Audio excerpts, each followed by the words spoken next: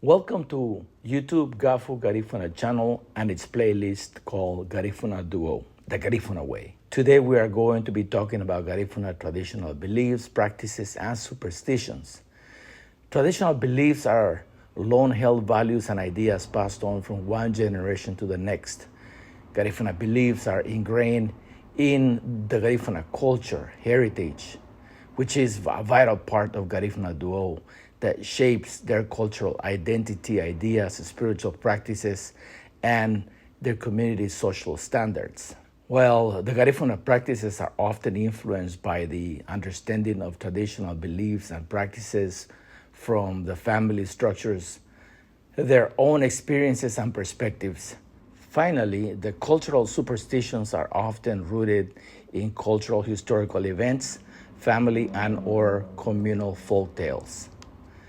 Let's get into this fascinating topic with Mamaga Garifuna. And let me ask, what are some of the Garifuna beliefs that were passed on to you? First, let me start by saying that I truly value the Garifuna beliefs inherited from my maternal grandmother, parents, and various elders who are open to sharing some of the forgotten and lost traditional beliefs that are now seldomly passed down to this current generation of Garifuna offsprings.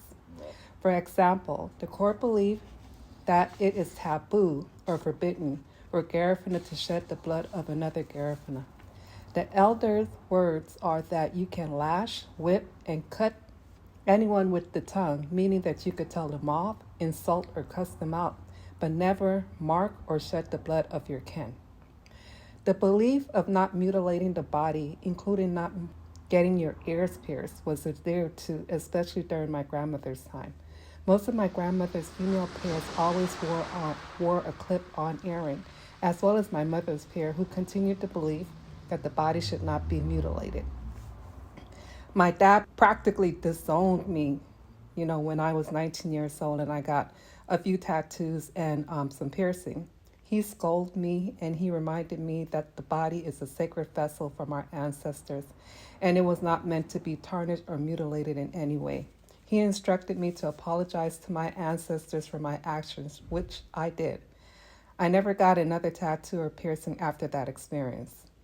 An ancient belief is that of the gifts of special powers given to the individuals by the ancestors. It is believed that a baby who is born with a veil covering their face, basically with the placenta covering the infant's face like a veil, is bestowed a gift.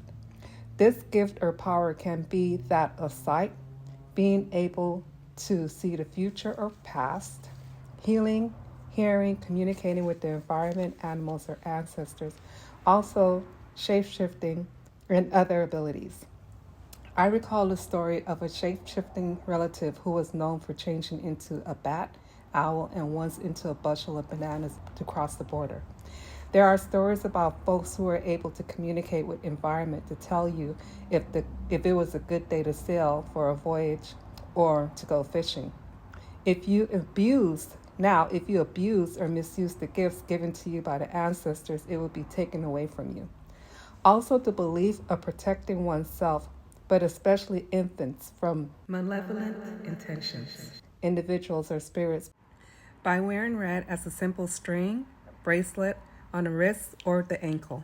Also, the belief of making a guardian totem usually contains quicksilver, which is believed to be one of the most powerful natural protecting elements amongst Garifuna traditionalists. Although today, modern religious Garifuna people will say that prayer alone will protect them. I don't question anyone's personal belief. I just believe in the practice and traditions of my ancestors, who I know and who know me. Wow, so do you think that the adaptation of modern secular religion has affected the Garifuna beliefs and practices today? Yes, of course. The adaptation of modern secular religion has hindered, diluted, or changed some of our traditional beliefs and practices. For example, just the basic belief of worshiping our ancestors is perceived by some as wrong. In the meantime, those practicing secular religions are worshiping somebody else's long-departed ancestors. Some people take issues with the Garifuna belief and practices of symbolically feeding, baiting, and honoring our dead. when one can point out that the secular ritual of symbolically eating flesh and drinking blood is kind of morbid. But you know what? To each their own is what I say. You do you, and I will do me. You said a lot without saying too much or insulting anyone's chosen secular beliefs or practices. Is there anything else you want to add regarding Garifuna practices you have observed or were taught? In my 53 years, I was taught lots of traditional beliefs, including protecting the mother's womb with special words, chants, massages, and oils. Unfortunately, most of these practices are no longer done. The simple practice of protecting a baby from bad spirits by just making a simple guard or totem for them, or by placing other protection near or under their crib, and just doing the simple things like covering the infant's face from the darkness and not taking the newborn out at night. The belief that the unborn and newborns are extremely vulnerable to bad spirit is so strong that the practice of not just letting anyone around a pregnant woman or around a newborn without having some kind of guard or a ruta plant nearby. Also, the belief of not taking newborn infant or toddler amongst the dead unless it is an immediate family member's funeral. Also, if you do take the child to the gravesite, you're supposed to practice crossing the child over the casket as a protection. So no evil, none of those evil spirits follow the child from the graveyard. But the number one thing is you're not supposed to really take them to the graveyard. The traditional common belief and practice is that death rituals and birth rituals were never observed or celebrated on the same day.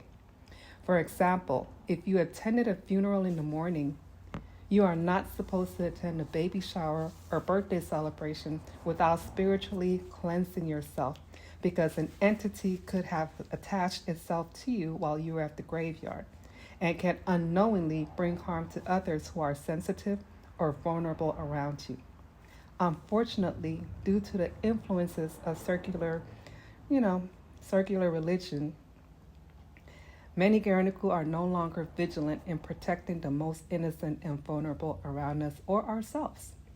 Even the practice of symbolically placing food for our ancestors have become convoluted and taken hostage by secular religion.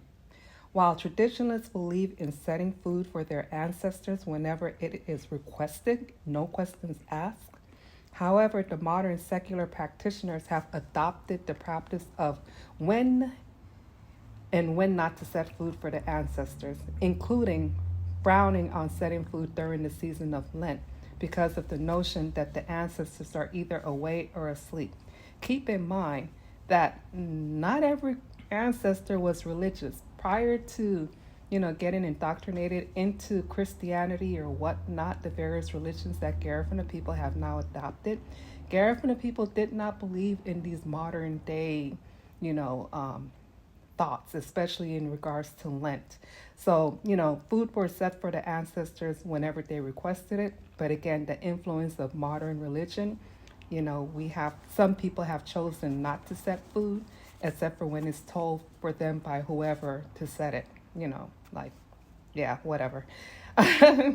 Again, this stuff doesn't make any sense to me in regards to when you're supposed to put down food. When my ancestors want something, I just give it to them, regardless of the season.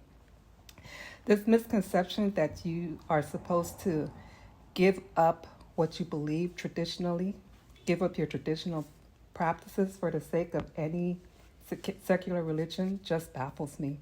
I mean, the premise of religion is that God made us who we are as Garifuna people, and He gave us the free will and the mind to believe in and practice our Garifuna ways. Most Garifuna nowadays do not even remember the traditional practices of rubbing the baby girl's nose, molding, shaping the newborn's head, or squeezing the milk out of the nipple ducts of both the male and female babies so they don't develop large breasts as teenagers or adults. Now, because they didn't do those customs, you have, boys walking around here with female breasts when all they had to do was just basically squeeze that milk out and they wouldn't have those big breasts now these days. But hey, Amazing traditions. And Now that I think about how certain traditions are now supposed to be observed or done during Lent, that it's very difficult because it takes away from, I guess, the way you grew up. Has its own rules and regulations. So Actually, it takes away from the tradition. It takes away from what our ancestor taught us. Again, they gave us the guide of how we were, our practices and everything. It's been handed down from generation to generation. I mean, secular religion is basically a new thing for us. It wasn't our belief in the first place. But now that we've adopted it, we have to remember, to know who we are. We need to remember our Garifuna Duo, our Garifuna ways, and go back to that. Again, it doesn't take away from religion, our spiritual practices, our beliefs, and everything like that. It does not take away from religion, and it shouldn't have to, because we are who we are. all right, now let's go into the superstitions. Can you share some of the Garifuna superstitions that you grew up hearing about? The first Garifuna superstition was from folk tales in the village. The elders would tell the boys to not peep at the girls when they went to the sea to bathe, when they went to the bush or out to the outhouse to relieve themselves, because they would go blind if they saw the girl's body part. Another one was that if you cut a child's hair before they could talk, that they would end up stuttering. It was also bad luck to sweep someone's feet with a broom. There are so many superstitions to recall right now. So, those are just a few. There's, again, lots and lots, but those are just a few that come to my mind at this moment. Thank you, Mama Garifuna, for your knowledge and for sharing this valuable information with our members of the GAHFU Garifuna channel on YouTube. Thank you again for your time, and remember that for you to be able to continue to get our videos, you have to subscribe to GAHFU Garifuna channel.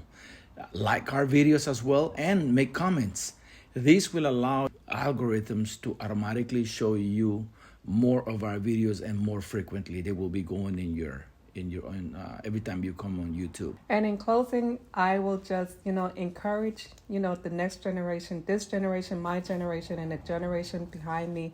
If you are fortunate, lucky enough to still have your parents or your grandparents alive, go to them. Ask them about our tradition, our practices, our beliefs, our superstition. Take advantage of having them with you right now and listen to the stories and the tales that they have to tell you. Because when I tell you, our Garifuna beliefs, practices, our story is absolutely fascinating. So do yourself a favor. Sit down and talk to one of your elders. Learn more about yourself, okay? Take care. Ayo. Subscribe, like, and share. Suscríbete, dale like y comparte. Donate to this project by scanning this code from Cash App. Also, if you don't have Cash App, we take PayPal. We also have a learning tool called the Garifuna Language Workbook, which is available on Amazon. Look it up under Garifuna Language Workbook.